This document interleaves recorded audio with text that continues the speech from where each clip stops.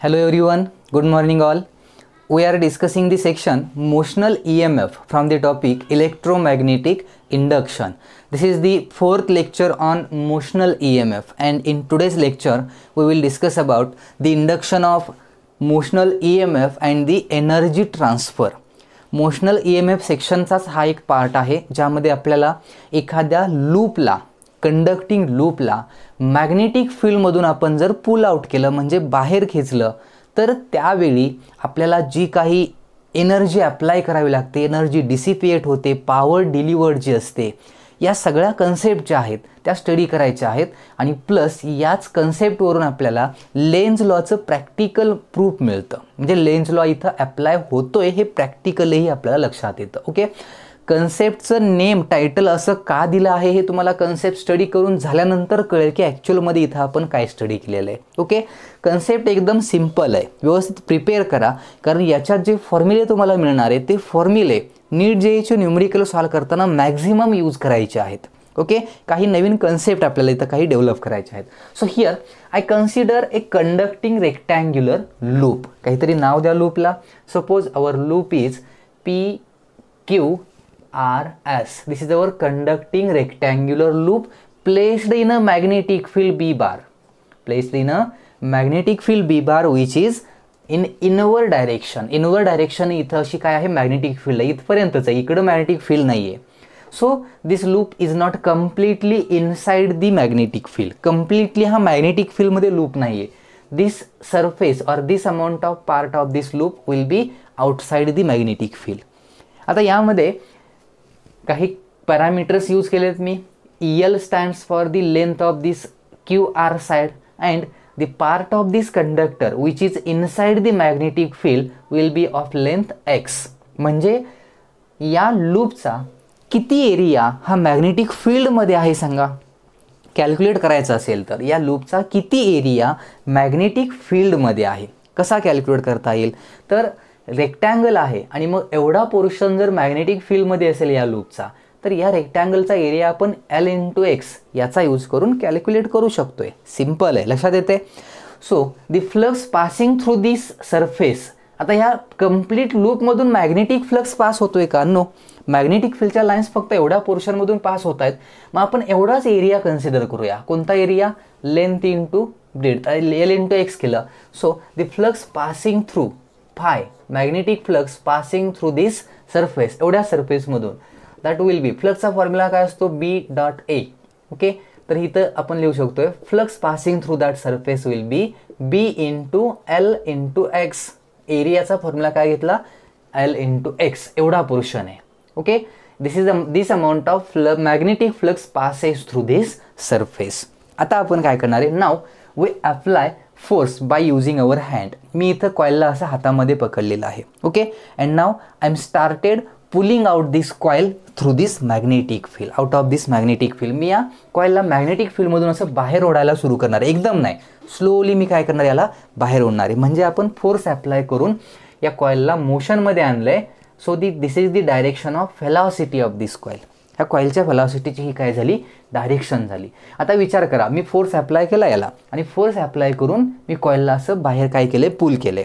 बाहेर ओढल्यानंतर कॉइल इथून इथं आली, म्हणजे हा पार्ट इथं येईल. So X, what about X? X starts decreasing.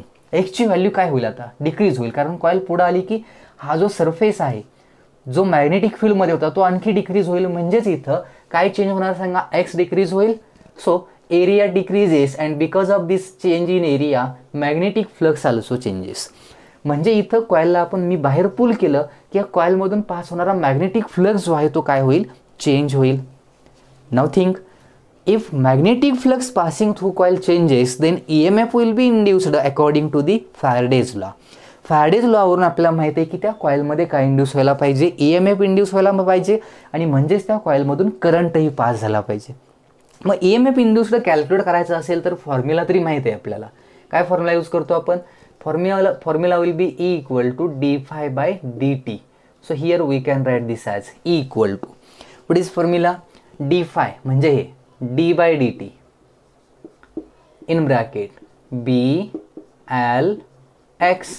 Now E = B and L are constant terms, magnetic field constant आहे आणि ही साईड PQ लेंथ काही चेंज, QR लेंथ काही चेंज होणार नाही. So here B and L, these two terms are constant terms, so the remaining term will be dx by dt. This is the remaining term. Now what is dx by dt? dx by dt ला काय म्हणू शकताय तुम्ही सांगा, विचार करा जरा. dx by dt ला काय म्हणता येईल? what is this x? x vary होतंय, चेंज होतंय. x is nothing but the displacement of this coil. x is what? Displacement of this coil. जसं आपण कॉईलला इकडं पुल करू तसं हे डिस्टन्स कमी होत जाईल, म्हणजेच तेवढ्याच अमाऊंटनं कॉईल काय होते, डिस्प्लेस होते. And the displacement or distance per unit time is nothing but velocity. So we can write this E equal to BL-V. हा तर फॉर्म्युला प्रूव्ह केलाय आपण. Induction induced magnetic induction EMF induced due to the translational motion of conductor केला होता ना derive, तोच derive झाला आहे. सो दिस अमाऊंट ऑफ, इथं व्ही कशात लिहिलं आहे लक्षात आलं, this V stands for dx by dt. So this amount of EMF is induced in this coil. म्हणजे या कॉईलला जर आपण मॅग्नेटिक फील्डमधून असं पुल करायला गेलो तर त्या कॉईलमध्ये एवढा EMF काय झाला, इंड्यूस झाला. आता कॉईलमध्ये EMF इंड्यूस झाला आहे. EMF इंड्यूस झाला म्हणजे तो एक इमॅजिनरी सेल असतो आणि इमॅजिनरी सेलचा अर्थ असा झाला की या कॉईलमधून करंट पास होईल. या कॉईलमधून काय पास होईल आता, current. Now what is the direction of current induced in this coil?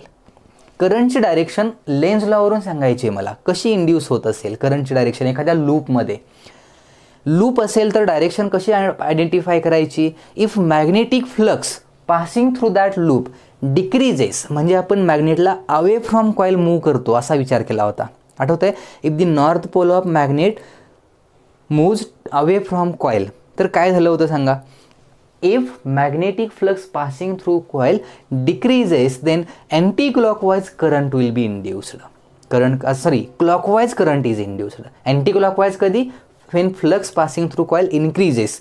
तो लेन्झ लॉ जर अप्लाय केला तर तुमच्या लक्षात येईल की या कॉईलमधून एक क्लॉकवाइज करंट फ्लो होईल. So suppose I will be the current passing through this coil. Current का तयार झाला कॉईलमध्ये? Because of this induced EMF. आणि EMF का इंड्यूस झाला? Because of the change in area or surface which is inside the magnetic field. म्हणजे flux change झाला. Flux change झाल्यामुळं EMF इंड्यूस झाला and because of this induced EMF current will flow through this coil in clockwise direction. Right hand thumb रूलही use करू शकताय तुम्ही इथं, जर तुम्हाला फाइंड आउट करायची असेल डायरेक्शन कशाची, इंड्युस्ड करंटची, तरीही तुम्ही इथं डायरेक्शन फाइंड आउट करू शकता, या कॉईलमध्ये तयार झालेल्या करंटची डायरेक्शन. लक्षात येते? इथं बघा कशी फाइंड आउट करणार. राईट हँड थंब रूल जर यूज केला तर करंटची डायरेक्शन घ्यायची. सपोज मला या रॉडमधून पास होणारा करंट फाइंड आउट करायचा आहे, कोणत्या, QR. तर इथं बघा मॅग्नेटिक फील्डचं डायरेक्शन इनवर्ड आहे. 4 फिंगर कशी घेणार तुम्ही, इनवर्ड. थंब काय असतो, मोशन असतो. So these two fingers, so this middle finger shows the direction of induced current, upwards होते. So clockwise current will be induced in this coil. The formula for current I equal to current induced in this coil I equal to E by R, where R stands for resistance of this coil. या कॉइलचा R काय झाला, resistance झाला. Ohms law use केला मी, current मिळाला. So current will B BL-V by R. So this amount of current is induced in the coil. एवढ्या amount of current काय झाला या कॉईलमध्ये इंड्यूस झाला. आता विचार करायचा की या कॉईलमधून करंट पास होतोय. प्रोसेस बघा कंटिन्युअस आहेत. आपण कॉईलला बाहेर असं पुलही करत आहोत. त्या कॉईलला बाहेर आपण पुल करायला स्टार्ट केलं की त्याच क्षणाला त्या कॉईलमध्ये EMF ही इंड्यूस झाला आणि त्या कॉईलमधून आता करंटही पास होतोय आणि आपण कॉईलला बाहेरही ओढतोय. आता या कॉईलमध्ये करंट पास होतोय, हे कंडक्टर्स आहेत. सपोज हा एक सेगमेंट कन्सिडर केला आपण, हा एक सेगमेंट आणि हा एक सेगमेंट. मी इथं AB लिहितो.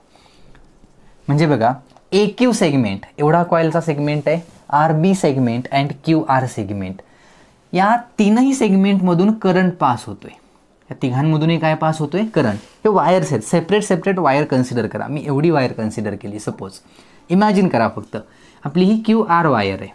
नाउ दिस QR वायर कॅरीज करंट आहे and this wire is placed in a magnetic field. So this magnetic field applies a magnetic force on this current carrying conductor. आपल्याला थेरी तर माहित आहे. स्टडी केली होती ना मॅग्नेटिक इफेक्ट ऑफ इलेक्ट्रिक करंटमध्ये. जर एखादा कंडक्टर ज्यातून करंट पास होतोय, such type of conductor is placed in a magnetic field, then this magnetic field applies a magnetic force on this conductor. काय असते फॉर्म्युला सांगा फोर्सचा? Force experienced by this conductor F equal to magnetic force ज्याला म्हणतो आपण, F equal to I L B sine theta.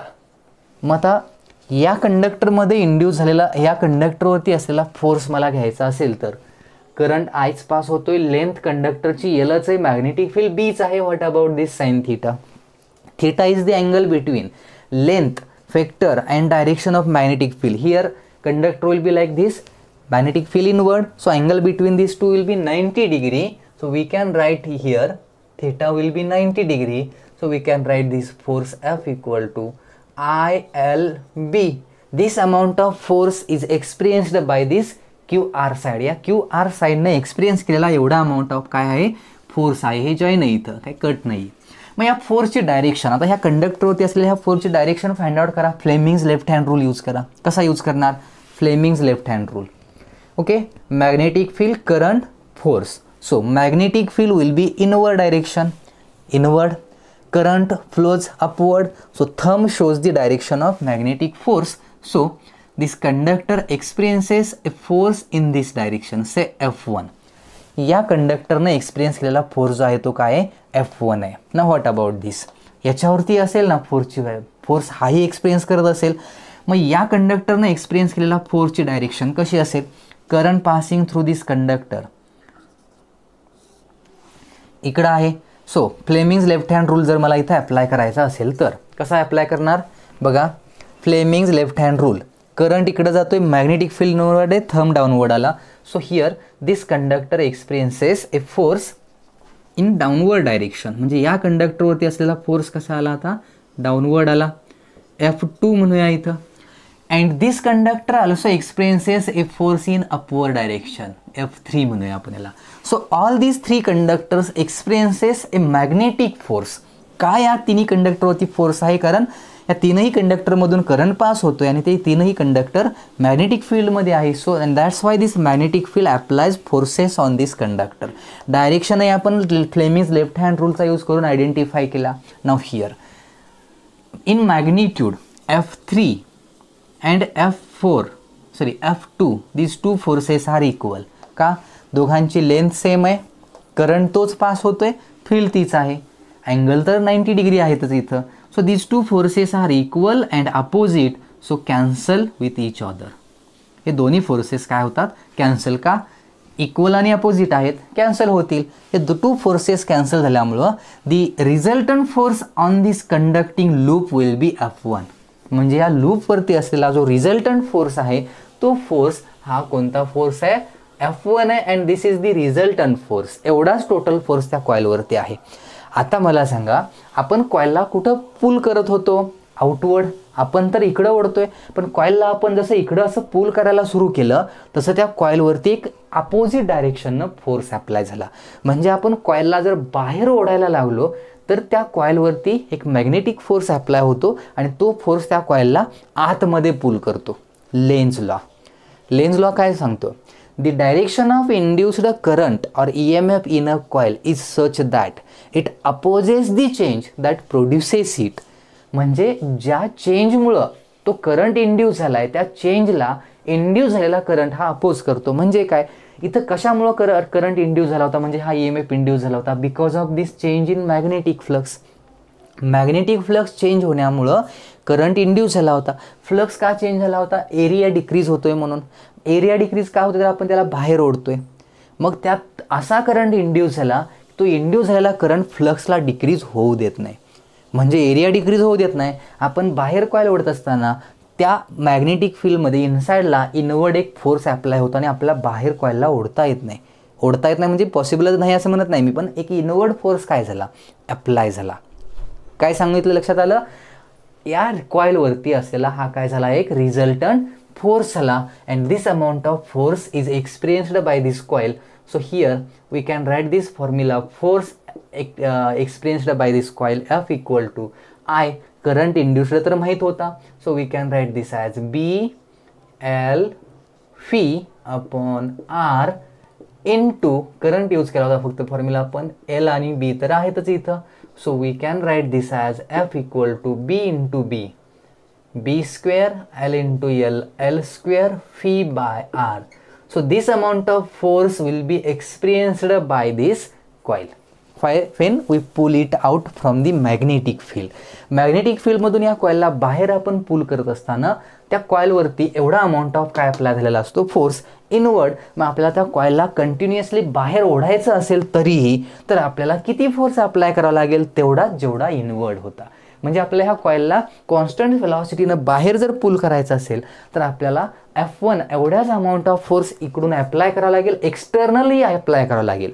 म्हणजे एक external agent आहे इथं, जो इथं फोर्स काय करणार, अप्लाय करणार या कॉइलला बाहेर पुल करण्यासाठी. And that externally applied force should be equal to this amount. एवढाच फोर्स अप्लाय करावा लागेल to move this coil out of the magnetic field with constant velocity. लक्षात आलं काय सांगितलं. आणि मग हा फोर्स मिळाला. आता फोर्स अप्लाय केलाय आपण कॉइलला बाहेर काढण्यासाठी. So we deliver here some power. Force apply करून कॉइलला डिस्प्लेस करतोय आपण, म्हणजेच वर्क केलं. And how this work done is calculated, force into displacement calculate करता येते. And the amount of work done per unit time is nothing but the power delivered by external agent. म्हणजे आपण इथं जी काही पॉवर डिलिव्हर करतोय ती पॉवरही calculate करू शकतोय. So we can calculate the power delivered. Okay, आपल्याला इथं जर पॉवर डिलिव्हर्ड काढायची असेल तर delivered power can be calculated by using formula work per unit time. या फॉर्म्युल्याचा यूज करून आपण इथं पॉवर कॅल्क्युलेट करू शकतोय. आता वर्क डन कसं फाइंड आउट करणार, work done is nothing but force into displacement. Force into काय झालं, डिस्प्लेसमेंट. इथं लिहितो आम्ही फोर्स इंटू, शॉर्टमध्ये लिहिलंय बघा, force into displacement upon time. Now what is this, displacement upon time means nice spot, displacement upon time means velocity. So we can use here like this, power delivered equal to force into velocity. झाला formula तयार. मग power delivered force into velocity झालं असेल तर फॉर्म्युलामध्ये values put करा. फोर्सचा formula होता force will be B square L square phi divided by R into fee. So the formula for power delivered by external agent will be B square L square V square by R. Okay, हा एक simple formula तयार झाला आहे. मी इथं परत लिहितो B square L square V square by R. This amount of power is delivered by the external agent to pull out the coil from the magnetic field. Magnetic फील्डमधून ह्या कॉइलला बाहेर ओढण्यासाठी एक्सटर्नल एजंट, म्हणजे आता मी ओढतोय म्हणजे मी डिलिव्हर केलेली जी power आहे ती ही पॉवर, असे काही power, force, velocity, current, EMF induced यातल्या कुठल्याही पॅरामीटरवरती एक्झाममध्ये क्वेश्चन्स विचारले जातात. आता काय सांगितलं ते कळालं असेल तुमच्या की टायटल असं का दिलं, induction and energy transfer. EMF induce तर होतोयच but there is some amount of energy conservation. Power delivered आहे असंही विचारतील की पॉवर डिसिपेटेड कॅल्क्युलेट करा. आता पॉवर डिसिपेटेड कॅल्क्युलेट करायची म्हणजे काय, कुठं पॉवर डिसिपेट होते तर इथं वर्क डन करतोय आपण. And that amount of work done will be converted into electrical energy current. And that current will be converted into heat energy. कारण यातून करंट पास होत असताना कॉइलमध्ये हीट जनरेट होते. हीट डिसिपेटेड कॅल्क्युलेट करायलाही विचारले जाऊ शकतात. सो पॉवर डिसिपेटेड जर विचारली, पॉवर डिलिव्हर्ड असेल किंवा पॉवर डिसिपेटेड म्हणजे कंझ्युम्ड विचारली हीटच्या फॉर्ममध्ये, कशाच्या फॉर्ममध्ये पॉवर कंझ्युम होऊ शकते, हीटच्या फॉर्ममध्ये इथं कंझ्युम होऊ शकते. म्हणजेच पॉवर डिसिपेटेड कंझ्युम झालेली पॉवर कॅल्क्युलेट करायची असेल तर का हीट जनरेट होते, करंट पास होतोय आणि वायरचा रेजिस्टन्स असतो. सो वायरमधून करंट पास केला, रेजिस्टन्समुळे वायरमध्ये हीट जनरेट होते. आणि मग पॉवरचा फॉर्म्युला जर घ्यायचा असेल तर पॉवरचा फॉर्म्युला करंट इंटू व्होल्टेज असा असतो, बरोबर आहे. मग करंट इंटू व्होल्टेज घ्यायचा असेल तर फीला आपण इथं काय लिहितो या टॉपिकमध्ये ई यूज करतोय आणि E equal to I R असतं. EMFचा Ohm's law E equal to काय I R. So we can write this as power as I square I. Power dissipated I square I असं जर यूज केलं तर बघा परत आय स्क्वेअर म्हटलं की याचा स्क्वेअर आला. करंटचा जर फॉर्म्युला माहीत होता. So it will be B square L square phi square. Okay, हे काही चुकलं का इथं बघा, power equal to E I I square R बरोबर आहे. B square L square R square B square L square V square divided by R square आहे. Okay, B square L square V square R square म्हणजे I square केला आपण into R परत होतं एक. So R आणि मग हे आर एक कॅन्सल होईल आणि हा फॉर्म्युला मिळेल. म्हणजे पॉवर डिलिव्हर्ड जेवढी असणार आहे तेवढीच डिसिपेट होणार. हा फॉर्म्युला सेम असेल. जेवढी डिलिव्हर्ड पॉवर आहे तेवढीच डिसिपेट पॉवर आहे. तुम्ही जेवढी पॉवर तिथे डिलिव्हर कराल तेवढीच तिथं काय होईल, लॉस होईल, कंझ्युम होईल. सो पॉवर डिसिपेटेड विचारली तर या फॉर्म्युल्यावरून तुम्ही कॅल्क्युलेटही करू शकताय. लक्षात येत आहेत फॉर्म्युले कसे यूज केलेत. सिम्पल कंडिशन्स आहेत, याला म्हणतो आपण motion of moving coil in a magnetic field. एखादी कंडक्टिंग कॉईल लूप मॅग्नेटिक फील्डमध्ये मूव्ह होत असताना त्याला कसा यूज करायचा, या डिफरंट कंडिशन्स कशा यूज करायच्या, हा सगळा पार्ट आपण आज इथं डिस्कस केलेला आहे. ओके.